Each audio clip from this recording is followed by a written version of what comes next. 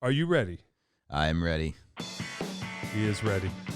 Ladies and gentlemen, John Peckman Podcast, Connecticut Valley School of Music and Dance, beautiful downtown Portland, Connecticut. Come over the bridge, go through one satellite, start looking left, red neon sign on the left. Make a U-E, park in the street. All of the above. Like and subscribe if you're on YouTube. And tell all your friends, anybody who wants to be on here, come on here. Old friend, Steve Rogers is here, finally. Yeah, happy to be here. Hey, man. You know, it's so funny because I almost, stopped at the building because I want to go to that guitar store. And then it ends up. It is the place, yeah. Yeah, that's where you belong. That's where we belong. We're here. Steve is, how do I even, New Haven-ish and beyond.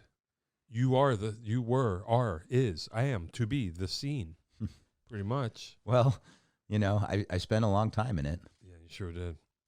Mighty Purple, back in the day. And then what happened first? It was the space, and then the outer space, and then the space ballroom. Exactly. Yep. In that order. The complex. Yep. In Hamden. And my tenure there lasted 15 years. And I didn't even realize it had been that long. I sort of just woke up one day and I looked a lot older. You're like, wow, look what this did to me. Yeah, especially owning the restaurant part side of things was a lot different than just owning, an all ages venue where mostly teenagers hung out and their parents lined up in minivans at the end of the night, just like a soccer game. Or something. Yeah, minivan parade. Crazy. What are you doing now that you want to tell us about? Sure. Well, my time at the Spaces ended in early 2018, and I sort of took a year and a half to recalibrate after that. And sure. I'm a miniatures artist as well as a musician. I've been a musician my whole life, but when I was a kid, I used to play with model trains a lot and that sort of thing, and that developed into in my adult life, in my post-space life, it developed into sort of like my other career aside from music. Yeah, that's cool. Building model railroads and dollhouses and natural material fairy house villages. Wow. And I've had them now. I had a big, huge winter wonderland model railroad displayed at Nationals Ballpark in Washington, D.C., which was very cool. I had a big exhibit at Beardsley Zoo during COVID. And I just love building tiny little things and also making big noises. Yeah, right. That's and cool. I built a recording studio at my house over the course of the COVID year, 2 years or however. We're not still in that, right? I don't know. Me either. I can't decide. But yeah, I built a studio at home, and I've been working. Recording a whole bunch of different singer-songwriters. And hey, that's cool. Yeah, I love it. I love it. And, I got this really cool Fender Rhodes from this guy. Oh. And I use it on almost Do you really? I do. Is it your main one? You're not just saying that, are you? I'm not just saying that at all. I was playing it today in the studio. Really? Yeah. It's a good one? So when I got it from this guy, all right. From this guy I'm talking to now, it had a whole bunch of repairs that needed to happen, about 18 or 19 dead keys, and so we got that. Oh, yeah, I hadn't even played. Got it all worked out. Well, that's cool. I'd been right before COVID started. I started apprenticing for Freddie DeLeon. Do you know Fred DeLeon, keyboard player? Well, he's the #1 Rhodes tech in America. Oh, wow! And he lives in Hamden, and so I apprenticed with him, and I knew how to fix it, and I could get the parts for a song and a dance. That's killer. And it's a great sounding piece, man. I love it. I think of you most days. Oh, right. Wow. Sorry. Yeah, I was working at Joe's Music in Wallingford. Mm-hmm. Remember that spot? And it just came in. Crazy. And Joe's like, just take it. I get this thing out of here. I love that story about it. Yeah. So I took it. I was like, yeah, cool. When I was living with my parents, set it up in the basement. I don't remember what I ran it through. I had some kind of speaker, and it was cool. I played it, and then when I grew up and moved out, I carried it around. I don't think I had it set up in one place, but it was always like, oh, I got to put this in the basement or hide it in the corner or whatever. Yep. Sometimes set up, sometimes not. And then my brother-in-law, who you met, he collects vintage keys, and at a certain point I said, you want to keep this here? Oh yeah. So he set it up, And then I don't remember how it happened. You were looking for one, Yeah, right? yeah. Well, I made some ridiculous birthday post like I would love a unicorn and a pony and a Fender Rhodes and And I just was like, but go get it. it made me like you have no idea. And that was 2 weeks before COVID Oh, lockdown, God. and so I just had all this time in the world to restore the darn thing. Hey, that's fine because I mean, I stopped playing it after a certain point just because I could never, didn't have the space for it. And I'm like, perfect. Yeah, just take it. Now I don't have to worry about moving with it again. Well, anytime you need it on a recording, you can just come down and we'll get it done. Yeah, no. It's all Good ready to idea. go. Yeah, I mean, I played that thing a lot at first. That's awesome. Yeah, it was really cool. And I love that it came from Joe's music because Right. a lot of my first guitars came from Joe's music what via I'm this saying? guy named Eric Schoonmaker, who was he was a tech of ours. He lived in Wallingford, and Okay. he traveled all over with Mighty Purple. He was an older guy, and Nice. he's since passed. But Joe's music always is dear and to my heart. Yeah, because yeah. of that. Yeah, it was a hub. Yeah, that was funny. Well, good. I'm glad. I'm glad it's good use because I mean, he wasn't playing it that much, and he didn't care. He was like, "Yeah, come get it." Yeah, it was. Well, it was all broken and in the garage. So Yeah. perfect. Beautiful. Yeah. Well, that's cool. Good.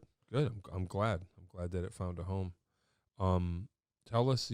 Take us to the beginning. How'd you get all involved in music? How did it all happen? Oh, geez. Well, I'm a preacher's kid. I was raised in church, and my mom and dad were both church hippies Where?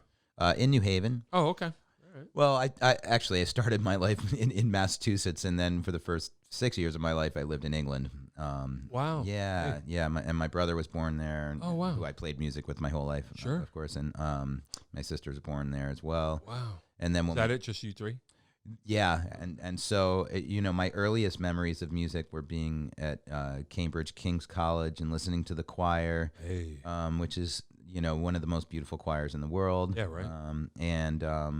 And my mom and dad both played guitar, so there were always guitars in the corner, and we weren't really allowed to touch them though. But there came a point when I was about 10 years old that the 12 string in the corner, I just started Like picking it's it up, time. and it started speaking to me. That's cool. Um, You get into it before John?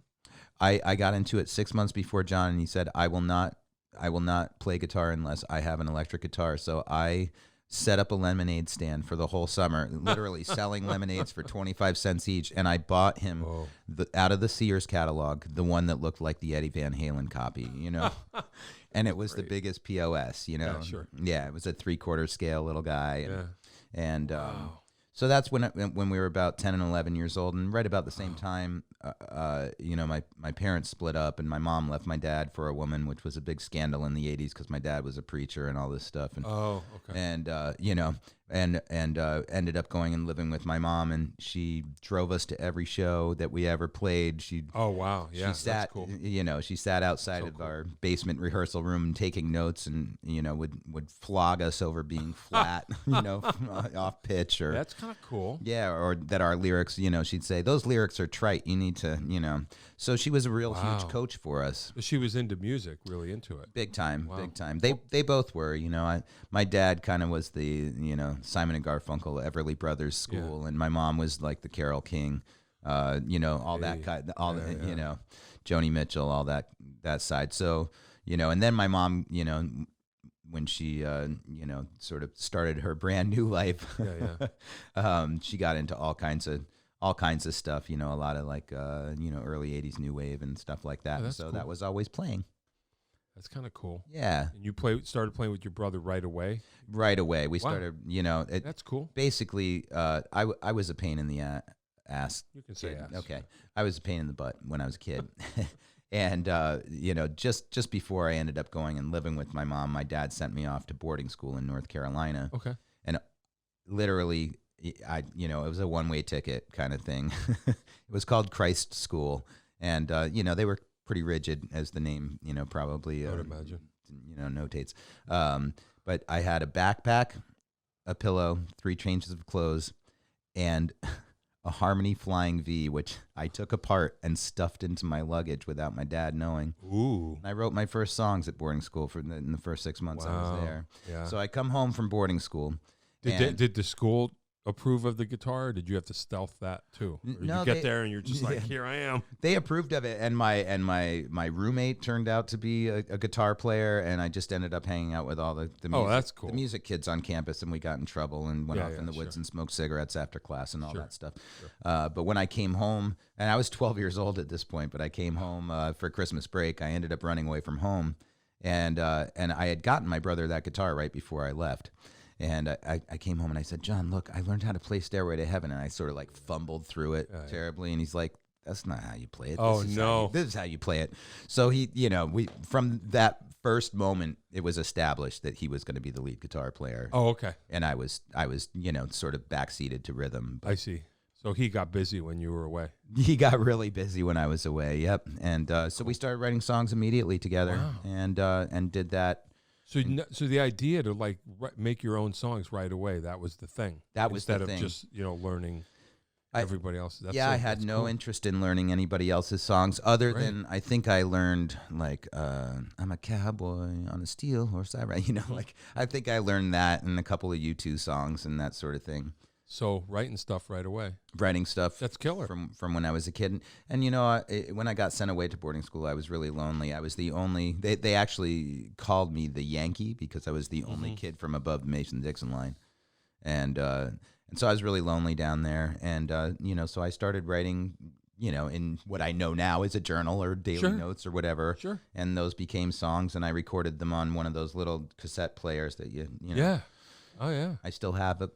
I still have my recordings and those first recordings. That's cool. Yeah. So then you came back. Your brother learned "Stairway to Heaven," and you're like, "Yeah, but I wrote, 50 songs." Right. Yeah, and then we started writing songs together. And was he writing at all, or you had the idea of like, let's write? I had the idea of let's write, and then he really took that and ran with it. I think that he's always had much more of a thinker's mind, and I've had a feeler's mind my whole life. Hey, that's cool though. Yeah, good balance. Yeah, right. So it comes together. Yeah. So once we started going out and playing shows, our mom would drive us to all the shows. Yeah. kept your lyrics tight. And she'd be in the front row making notes, making us totally nervous the whole time. And it would always happen that the sound guy would try to pick her up. You know what I mean? Sure. Or the door guy. And so early on, I learned the whole how to book shows and how to promote, right, and all those things. Wow, it all makes sense. Yeah. I don't want to throw her under the bus. Were her assessments worthy? Oh, absolutely, absolutely. Yeah, that's cool. Yeah, I mean, she pushed me to grow without making me feel badly about it. Yeah. That's amazing. Yeah, that's kind of wild. Yeah, she was a great finger picker. My mom, Oh, okay. She can't anymore. Arthritis or something. It happens. Wow, that's kind of wild. So your mom is like pulling you along. Yeah, yep, she sure was. That's exciting. Yeah, and my dad, he was a writer too. He recorded at BBC Studios when we lived in England at one time. Little songs and stuff. So it wasn't surprising to anyone that you guys were gonna like do the thing. I think it not to our parents, but, yeah, right. But I think that were they okay with it? They were just kind of like, okay. My mom was 100% encouraging. I think my dad was kind of. They didn't have any other dream for you or whatever. They were just kind of like, because he's Ivy League, I think he was hoping that we'd go in that direction. But he's really proud of us now, and all that stuff. Of course, So I didn't go to college or do any of those kinds of things. Me neither. Yeah. Yeah. I went to the Mighty Purple School of Music for 15 straight years. Yeah, you got that right. Yeah. So then how does that happen out of what you're doing? So you and your brother are like, hey, yo. We're playing all the local, Wallabies in North Haven and all these sort of like the Brick and Wood in New Haven, all these places as young kids. Sure. And, by the time we were getting close to the end of our high school years, we'd already been on 2 East Coast tours that I'd booked for us, and we'd played, half a dozen, cool venues Yeah. in New York City. We'd already played CBGB's 4 times, Wow. in high school. And this is Mighty Purple. Yeah, but see, the CBGB shows were always like 3 a.m. on a Monday. Yeah. Yeah.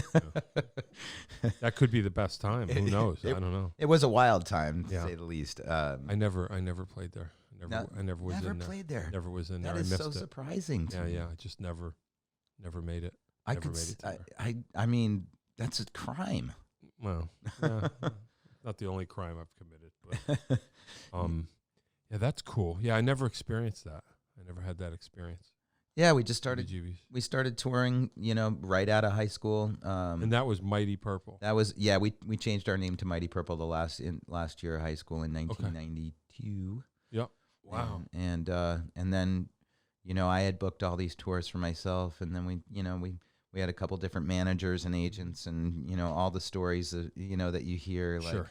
the almost made it stories, Yeah. and the meeting with the big execs up at the in their leather couches looking over Manhattan and having the carrot dangled, and then never Yep. No, stories. Some of those, yeah.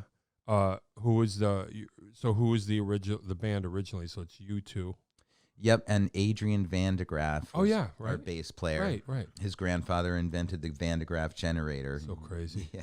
Is he's still around? He now lives in New Jersey, so Okay. we're all scattered. Yeah. The original drummer, William Mix, he lives in Connecticut still. Okay. Will Mix. Okay. But he was in the band for the first 4 years, and then David Keith took over for him. Yep. And was in the band for the next 4 or 5 years. Wow. Then we played with you a couple briefly, shows, yeah. and then I think we played. Did we play Mercury Lounge? Is that where we I played? think Does that sound right? It sounds the Cutting Room, Mercury Lounge. Something like that. I don't know. Yeah. In New York. Yep. I remember and I think that you kind of we played with you at a time when our whole band thing was just so tumultuous. Yeah. Or Well, we'd sure. still be playing with you. Yeah. Well. Yeah. I don't. Yeah. It could be. Yeah. I don't remember all, but yeah, it was cool. I remember, rehearsing at the space. At the original space Yeah. under the bridge. Yeah. Yeah. Yeah. So there you are, Mighty Purpling, all over. All over. Yeah. Yeah. Between here and California and up and down Florida and back, and Florida to Maine, and then out to Chicago and back all the time. Adventures. Yeah, lots Crazy of adventures. Yeah. It's cool. It's so cool. I got to, I have a story for every day. I bet you sure, do. I bet you do. You should write a book. Yeah, it's on the. Yeah. It's percolating. It's yeah, percolating. Of course. And then how does the starting your own venue? How does that all start? Yeah, so when we were touring a lot, we'd meet all of these bands out there, that were, up and coming, small touring acts and stuff. And, I started giving them little house shows at the original space, at the illegal space under the bridge. Right. And it just got to be it got to be all the time. Oh, I where see. it couldn't be underground anymore. Yeah, right. And I actually got evicted from the old space eventually. Wow. Because they found out we were doing Actual shows. putting on so many shows. So yeah. when Mighty Purple, when you guys were touring, were you doing venues like that? Did that give you the idea to do like kind of a I wanted to build stealth? I wanted to build the best of all venues. Yeah. Like all the venues that I'd seen. Like one of my favorite little places that we used to play on tour a lot was called Somewhere Else Tavern in Greensboro, North Carolina. Wow. And their original location was a dirt floor, literally. Near your old school. Yeah, right. Maybe. Yeah, a couple hours away. Yeah, and the guy owned a vintage clothing store. Yeah, you yeah. know what I mean? And Groove Wear next door to the venue. And, when he moved to his new venue, it kind of became more of a metal bar only, which wasn't as appealing. But you saw it. But I saw it, and I saw all of these, the Velvet Elvis in Savannah, Georgia. I thought was like the coolest place I'd ever been, Yeah. Velvet paintings on the walls and all this stuff. Killer. And I was like, I really want to have a place that has good sound. Sure. And where people of all ages can go, because it's not fair that kids can't get in to go see bands because they're the ones who care. Yeah, right. Right, sure. What was there any because I'm a little older than you and I wasn't in that scene. There were no underage spot, really, was there? There was the Tune-In. Oh, that's right. Yeah, the of tune-in course. was the That's right. big underage spot. Yeah. But the tune-in really catered a bit more to the punk and alternative scene. Okay, and you guys are trying to do. We weren't trying to do anything. We Yeah. never fit. You know, Mighty Purple never fit with. We were too weird and heavy for the jam band crowd. Okay. So we were the odd man out there. We were, you know, way too acoustic for the metal and hardcore crowd in Connecticut. I see. So we'd get lumped in with like ska bands in the middle of the show because they knew Mighty Oh. Purple would bring girls.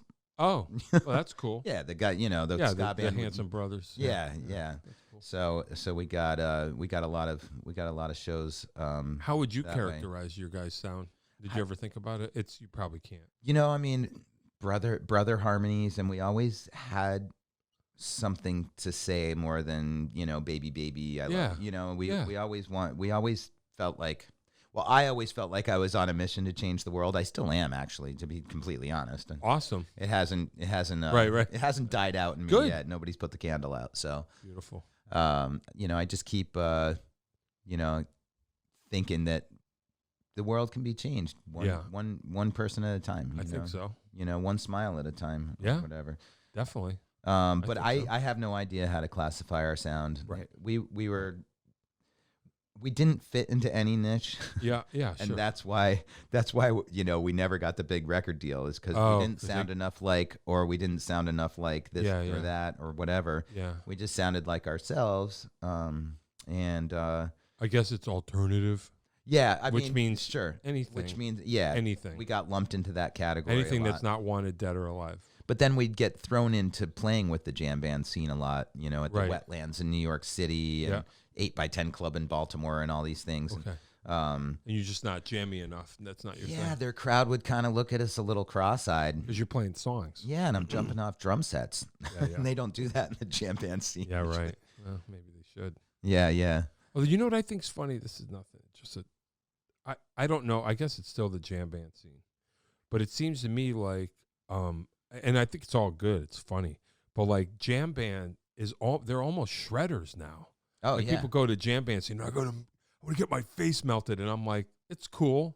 But it's like, I thought it was, you know, because I'm old. I thought, you know, jam band, it's just kind of meandering. But like they're into like proficiency, you know. They are. Cool. Yep, Oh, I and guess it's there's a lot of interesting. prog going on. Right. Yeah. I mean, there's a lot It's of... kind of the anti what you would think, but it's just fine. I mean, it doesn't It's matter like what I prog, think. and it can be bluegrass, and it can be, you know, like Fish at the same It's kind time. of cool. Yeah. I think. Do you think? I think as I get older, I'm realizing. I guess it's a kind of a good thing, but it seems like we grew up with boundaries. It seems like now there's almost no boundaries. Like, Correct. You know what I mean? Yep. Where we would identify even a style of music with how you looked. And I realized, like, with teaching young kids, they don't identify the look with the sound anymore. Like, you can't identify the tribes, which is kind of good in a way. You think that's In a way. the Yeah. ideal that we wanted of just anything goes. Right. If it's good, they like it, I think. They do. You know, I have the privilege of being around young people because they came from me and my wife. Because you created Yeah, them. because we created them, exactly. So our son's 13. You Oh, know, okay. So I know all about the YouTuber way of life and that whole thing. And then my daughter is 19, and I'm. Oh, there you go. But she like grew up listening to Carole King and knows every word and can sing it with the same inflections. I mean, she's unbelievable. And does it seem like kids know everything more so than we did? Like they know, like a kid, like you say, someone could know Carole King. Yeah, You know what I mean? Exactly. I mean, she had 500 records, you know, that she started collecting when she was 14, and she just started selling them off because, you know, she lives in a camper in our backyard. Nice. So she doesn't have, and she moved her boyfriend in, so the record's got to go. I guess. Oh yeah, got to make room for for boyfriends. Wow, yeah, that's cool. Yeah. And the 13-year-old, what's his deal? So he's really into video games right now, but he comes downstairs and he's like, "Dad, is this a new song you're working on? Is this a new song? Because you know, Dad, this one sounds really cool. You know." So he's very observant of it. And I keep telling him, just pick up the guitar, let it speak to you. Yeah, yeah, yeah. You know, or the drum, whatever. Pick up the drums. I don't care what you do. Just pick one up. You know, just don't touch the roads. Whatever you do, don't touch that one's off limits. Yeah, that's cool. Wow. So it started as the kind of stealth space under the bridge. I lived there, from the time I was 17. Yep. And then until I was about 26, and I had, a rough breakup with a girlfriend, and the bass player, Adrian, quit the band all in the same week. And, oh, boy. And, my whole life, all I lived for was this band, So, I was pretty heartbroken about it, and I ended up joining a Christian missions training school organization, and going off and working in Bosnia and London for a summer. Wow. And I met the girl that I married during that time. And this would have been when? This would have been early 2001. Okay. Yeah. Okay. And then I ended up touring all over the country until with a band that took me out on tour with them. Wow. And then September 11th happened. I decided to come home early and got married after dating this chick for 6 months. And here you are. Now this chick's still my wife. 21 years later. That's great. Yeah, that's exciting. Well, it's only because she's so awesome and puts up with my nonsense. Tell me about it. I know the feeling. Yeah, I have one of those too. No. So basically, after all of that stuff, I started throwing open mics again at the little space under the bridge, the illegal space. Okay. And that's around the time that I got an eviction notice, And okay. So that's kind of a fun story. I'm opening the mail. Oh boy. And you live there. And I lived there. Yeah. So it's a letter from the landlord saying you have 30 days to vacate. And, I've always been a rule follower for the most part. And so, I was terrified. I'm like, this is my whole life, everything, Yeah. So I didn't have a cell phone at that time. And the only payphone in the neighborhood was right across the street in the complex of the space right in front of that building. So I walked over to call my wife. And what was it then?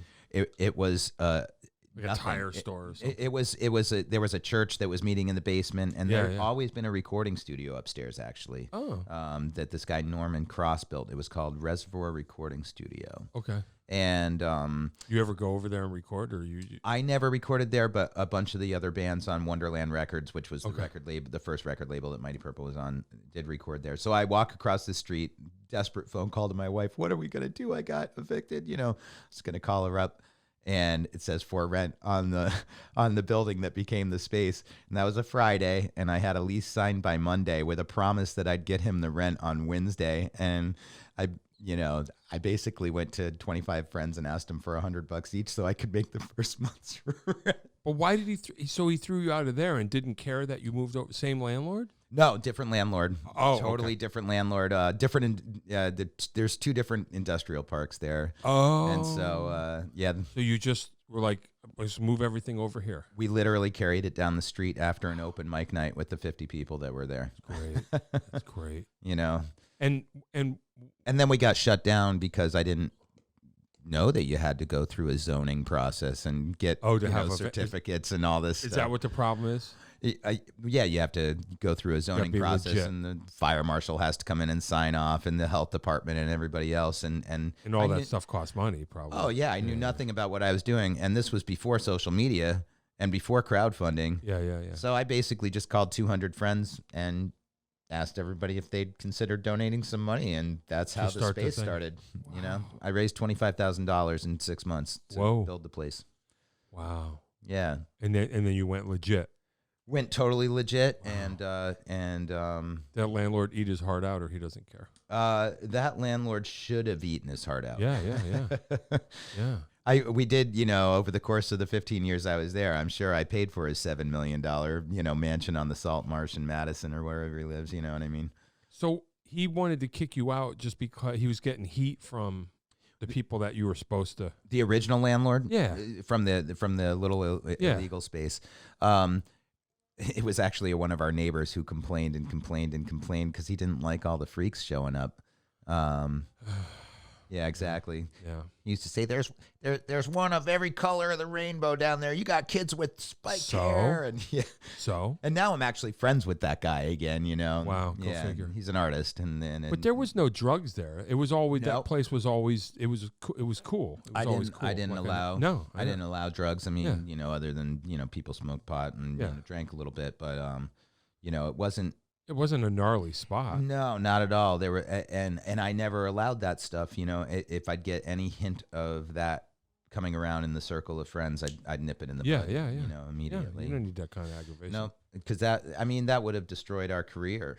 Right. You know. Right. So. Right. Huh. Oh well.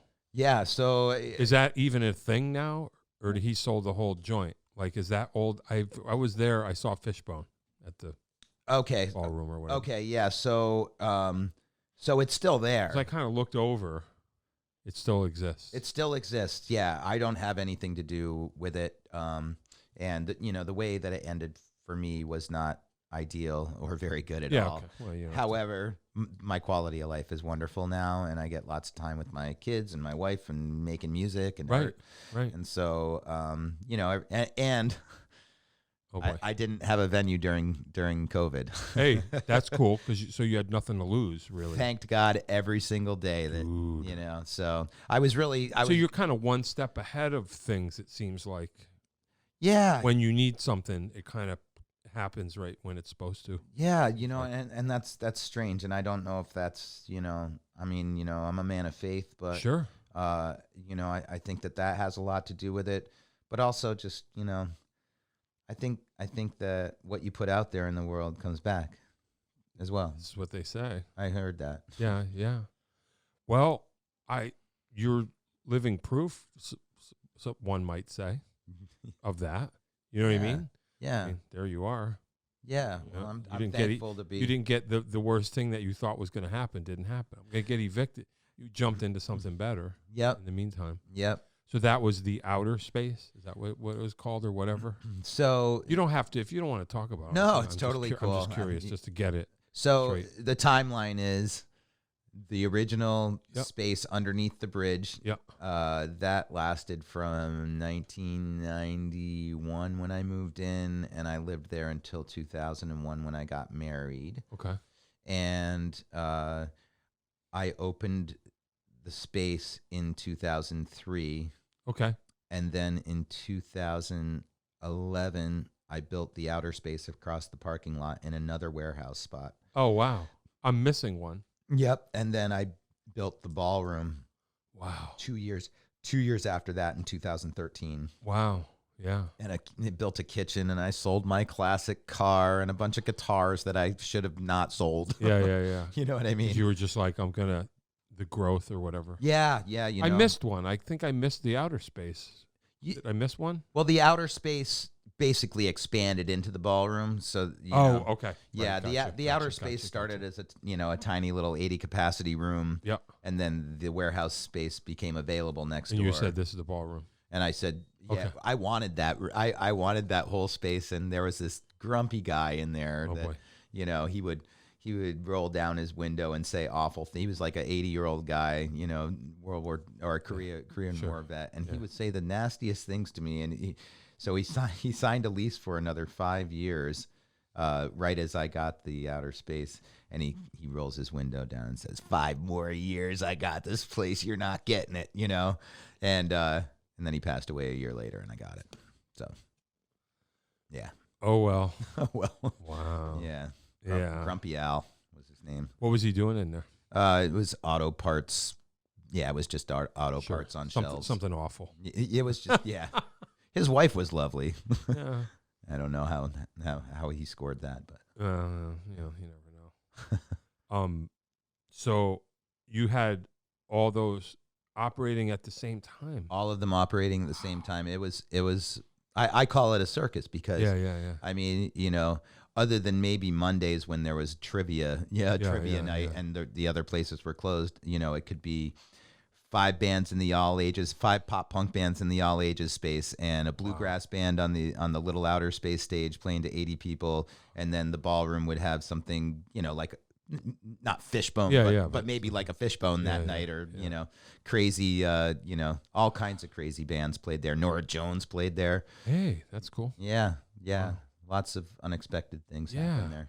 And I had the vintage clothing store there as well. Right. Yep. With, the little record shop upstairs, and a friend of mine ran the recording studio upstairs as well. So that would operate during the daytime. Yeah. And then we do after school programs for kids, teaching them songwriting and recording. That's a lot. It was a lot. I'd get there at 9 a.m. and leave at 2 a.m. and go home and sleep for 5 hours and do it all over again, So. And it just kind of happened. You didn't say, this is what I got to be here. That was it. Wow. And the nature of especially of the all ages club, which it was my dream since I was little to have a place where people could come hang out and listen to bands. I didn't know the nuts and bolts of it. Wow. You know what I mean? Yeah. But once I found myself in the middle of it, I was like, holy shit. This is a lot more than I ever signed up for. Well. And then, but I was then stuck in it because I'd created this, this whole monster, and there was a financial aspect to it. It was all just you, pretty much. And a whole slew of hundreds of kids over the years, who either interned. I always had an assistant who helped me with booking, and that person was always a person, 10 years younger than me, that had their finger on the pulse of like, I don't know who Elephant Six Collective is until I did, what I mean? That sort of thing. That's kind of cool. Yeah. Wow. It's awesome. But it was just crazy. It was crazy all the time. So it would be the all ages space in the last couple of years, what the kids were into really started to change. It was a lot of EDM and techno. And it was a lot more about how many bubble machines they had rather than any kind of music. Yeah. There was a particular night where, a kid overdosed, and just really, really tough things happened there. Not what you pictured. Not what I pictured, and we would on crazy shows, we'd actually keep bags for kids. We wouldn't let bags in and stuff like that. Oh, right. And so now you got to be the police. Yeah, and with I made it known this is a drug and alcohol free space. Yeah. And then when we built the bar, because a lot of kids would age out and then go to other places. So you're just like, hey, wait a minute. Once I built the bar, they all came back, and they grew up there. Yeah. Wow. Pretty wild. There were kids that started going to the space in 2003. That by the time I closed the space, they're like 30 years old.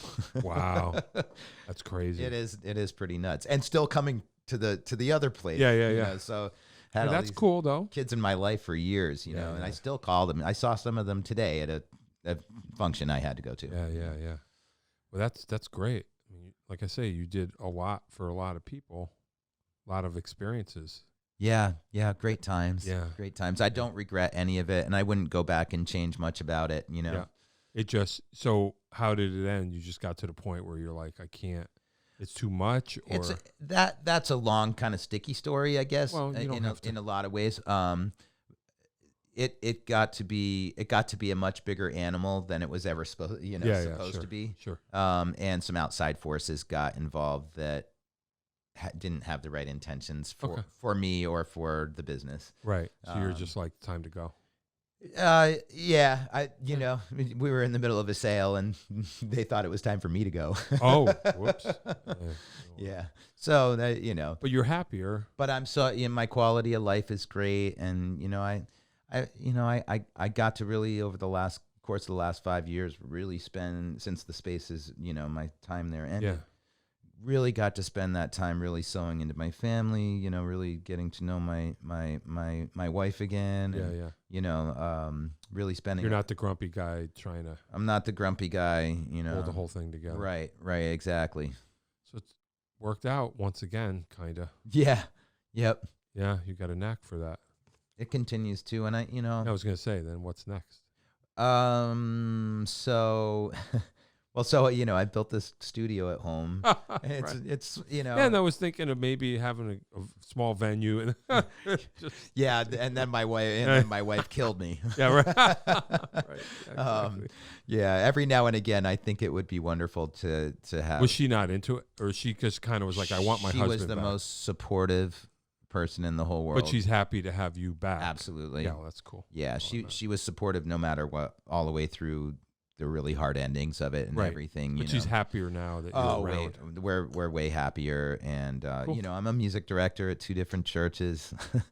Right. So Still the same thing. Yeah, exactly. And I have a great time. I have a great time playing with a whole bunch of I have a collective of musicians that are just killer. Yeah. And they rotate in and out, and I've gotten them gigs playing with all kinds of different people too. And eventually you'll be doing it with their kids. Right, or whatever. right, It'll be right. the same to you. Right. Yeah, it's pretty wild. That's cool. Yeah, I mean, I guess the dream, my big dream is, it'd be really nice to have a space where I can have a studio, but it also would be a house concert space that would hold 60 people. Yeah, right. And only do the kind of music that I want to do.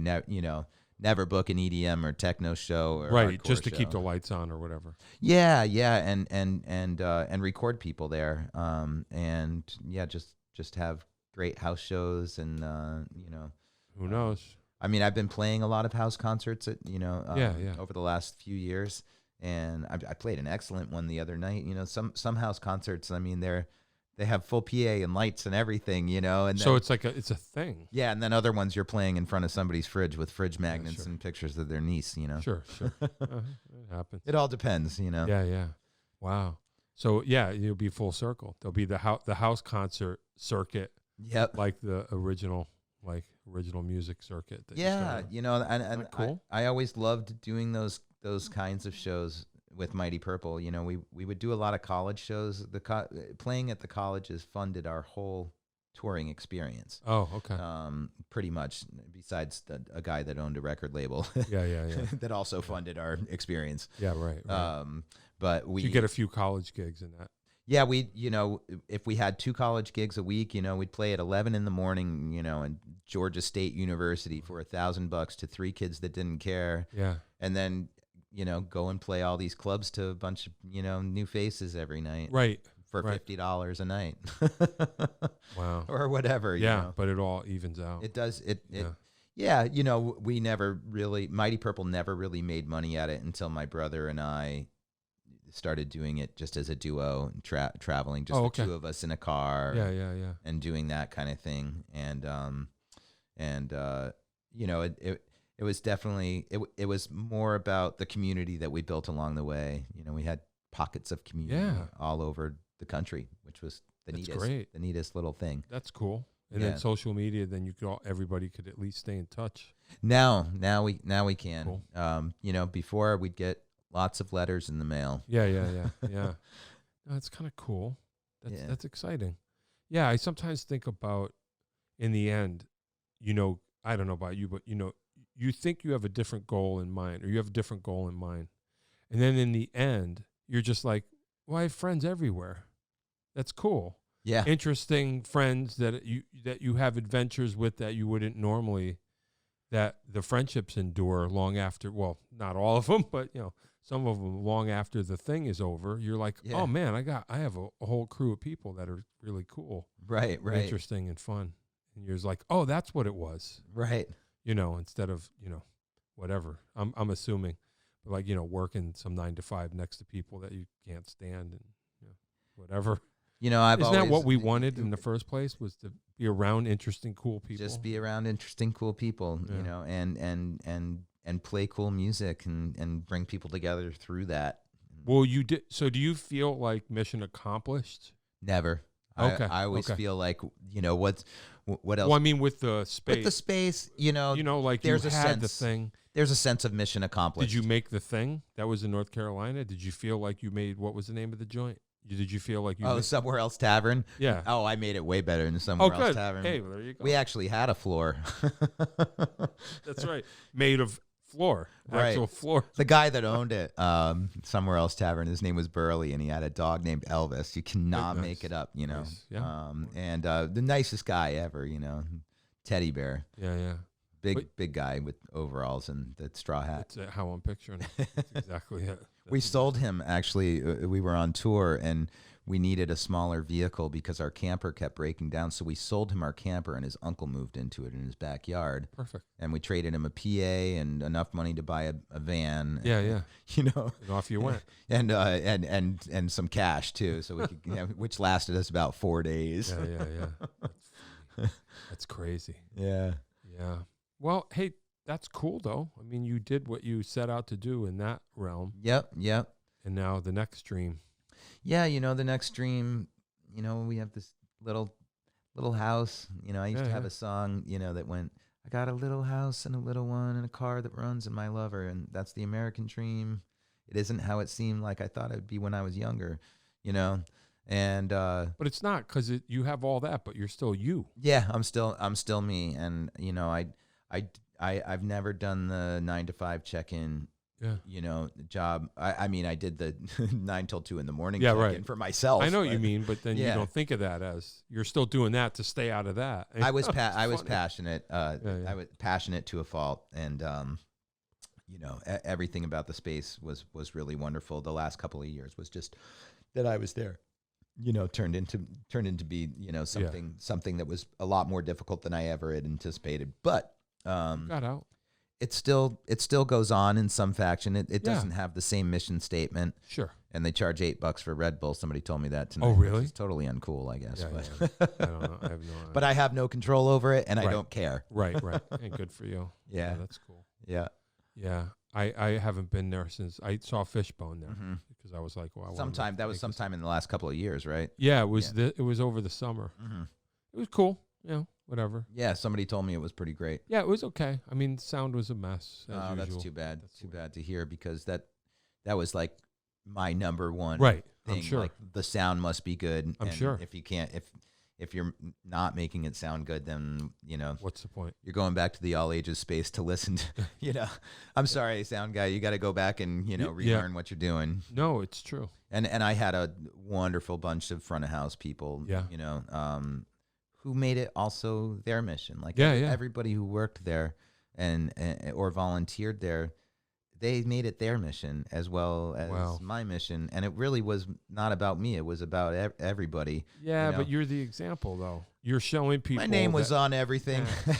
Well, you're showing that you have to be passionate about what you do. Yeah, and I know? was very, very passionate about it, and I used to love running the community events there, such as like I do flea markets a couple times a year, bands and flea markets. So you'd have 20 bands all day long, and people selling everything from guitar pedals to grandma candles and all that kind of thing. It was Beautiful. awesome. Yeah.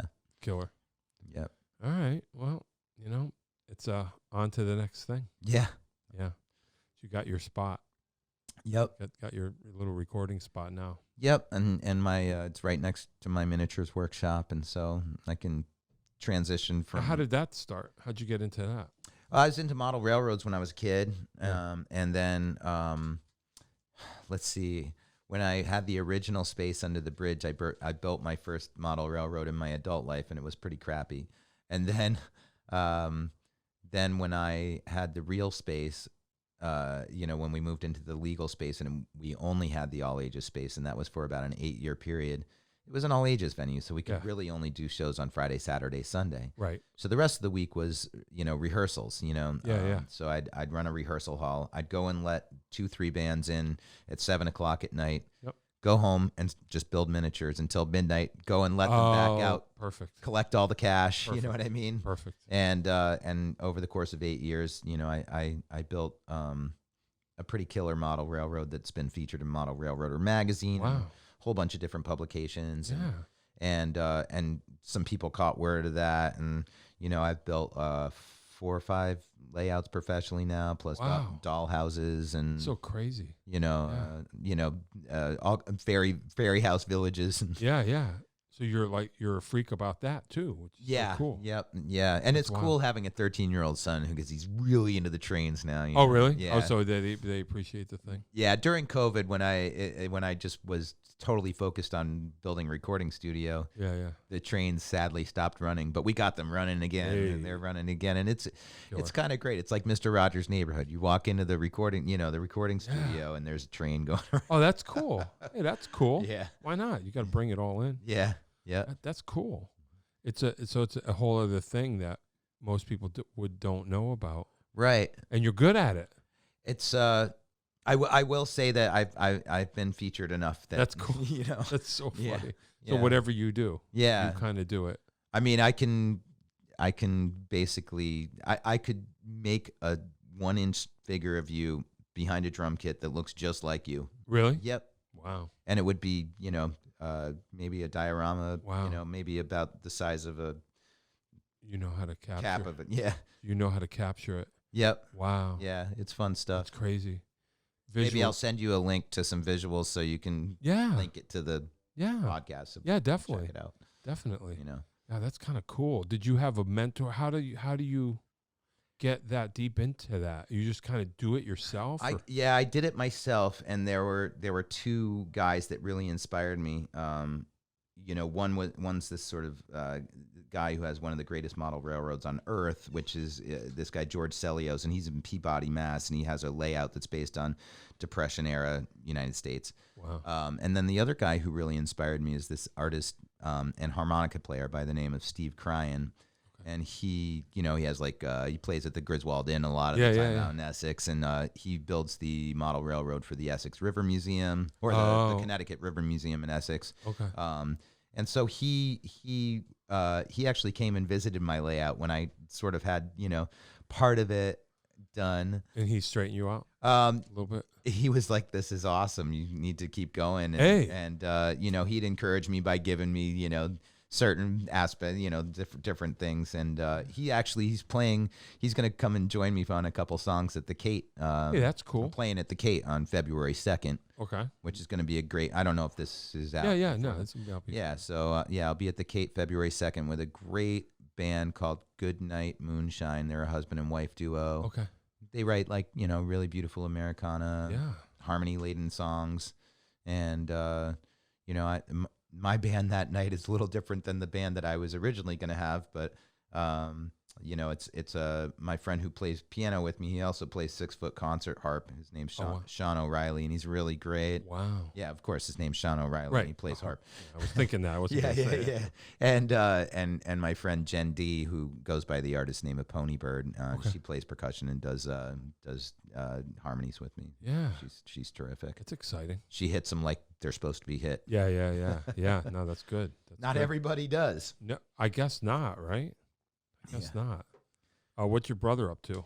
So my brother lives in Oregon, right? And he's got a 6-year-old and a 3.5-year-old. Wow. And he has a recording studio. Okay. And he creates music for film, television, radio. Hey.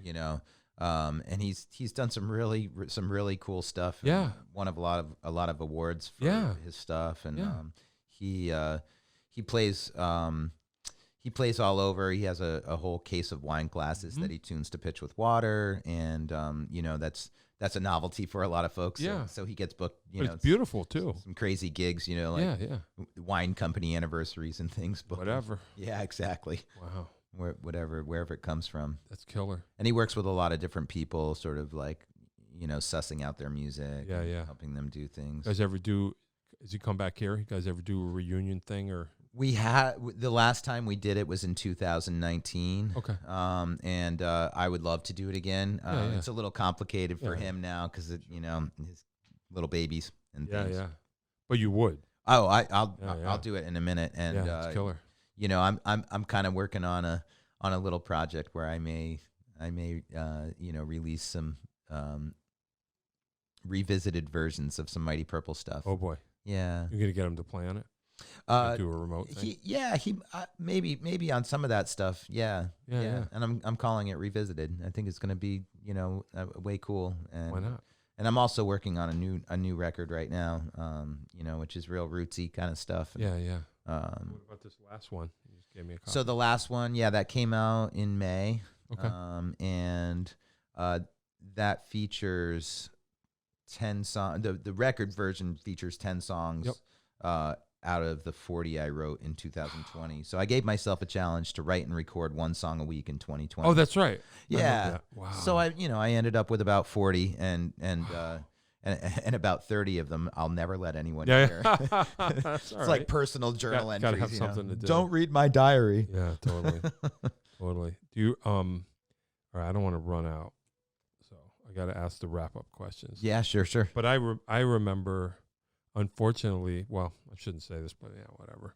I was rehearsing with Seth Adam at the Space the night Trump won. You remember that? Oh my gosh, you were. And there was one person who was like, yes. We were all in the bar. And there was a bunch of us, and then there was fewer of us, and then it was just the three of us close That's the place. right. I forgot that was That was the night. Yeah, the most depressing night in America. Yeah, we were rehearsing. I kept going, guys, guys. And then rehearsal was over, and we went over to where you were at the bar, and we're just watching it happen like, oh boy. I remember how the room felt. I remember how it smelled, everything. Yep, you know? I do too. Yeah. I do too. Something else. I'm glad that you reminded me just now. Sorry. Because I can almost see every face in the room now, Yep. you know? Yeah. And we ended up, it was only us by the end. Yeah. And we were just like, what? Yeah. I felt like driving home from there was weird. I drove home there to my, back to Meriden. I just felt like there was I just shouldn't say this. I just felt like there's an evil dome over us now. Yes. Somehow. And there was for yes. 4.5 years even, Agreed. 5 years. Agreed. But yeah. Anyway, Desert Island albums, a handful that you would take with you forever. Some albums that you can't live without that will help to define you for us, please. All right. Tori Amos, Little Earthquakes. Sure. Oh boy, this is hard. Come on. No, I'm just kidding. If we're going to talk about formulative years stuff that I was into when I was growing up, several U2 albums would end up on that their early stuff would end up on that list. But that's not music that I listen to now. Sweetheart of the Rodeo, The Birds is right one of my favorite records. Yep, me too. Gosh, what else do I love? So many things. I know it's an unfair question. Oh, it's totally cool. Bridge Over Troubled Waters, like that. Sure. Yeah. You asked me the question, and all of a sudden I don't remember that any music that exists in the world. Well, how about this? Desert Island food. What could you eat every day? Sushi. Oh, okay. All day long. It's easy enough. Yeah. So if I'm on a desert island, I'll just grab those fish right out of the water and eat them. Yeah. That's cool. Yeah. No rice needed. Yeah. Sashimi only. Yeah, you never know. A bag of rice might wash ashore. You never know. I make my own sushi now. Yeah. You really? Oh yeah. It's gotten to that point. I watch, and you'll be an award-winning soup knowing the way you. Yeah.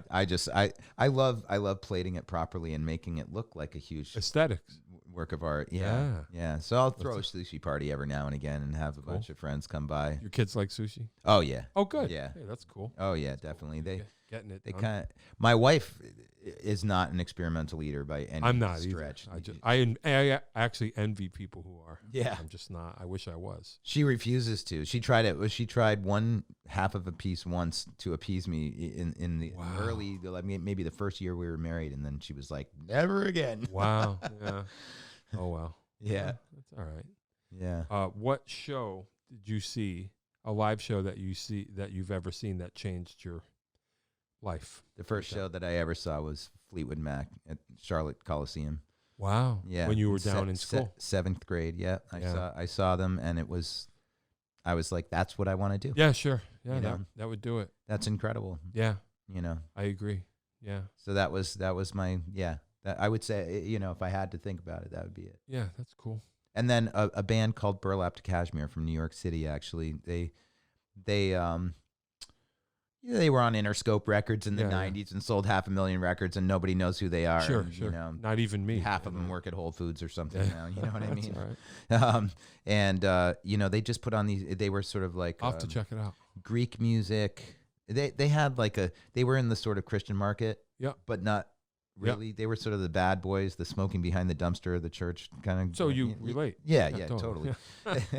So they put on these incredible shows, and they were like two Greek cousins. Okay. And so they had this like, Greek influence. Yeah. And then it was like folk rock and Greek, but then they'd have like crazy timbali drums and all kinds of things. I like it already. Yeah, it was super great. Cool. Yeah.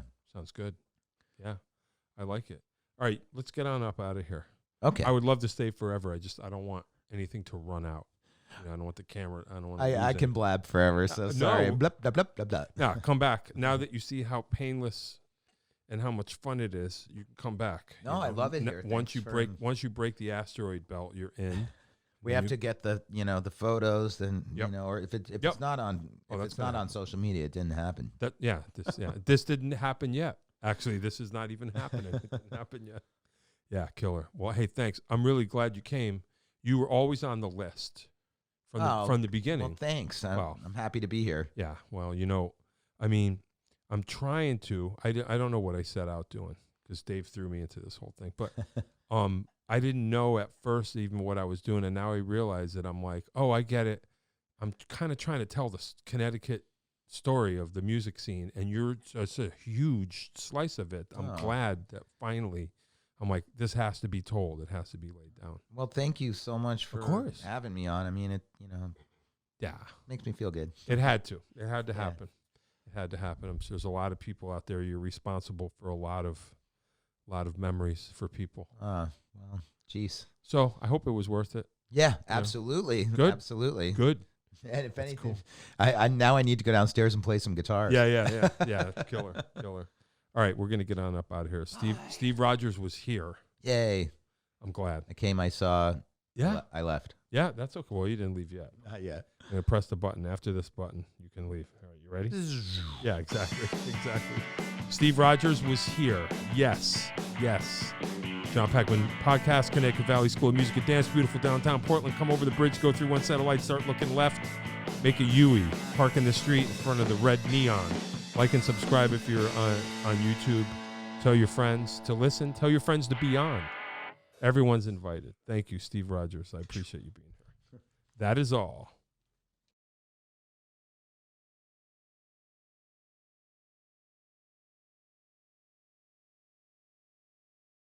If you'd like to start your own podcast, give us a call at Connecticut Valley School of Music and Dance. Our professionally designed podcast space is here for all your recording needs. Rent out our studio to do interviews with up to 4 people, to record audiobooks, social media content, and all other recorded material. Our rentals include a private studio along with our professional-grade podcasting equipment, and we can customize your output to whatever your needs are. We also have green screen capabilities, which will expand to video capability if you so wish. So check us out here at convalley.net/podcast.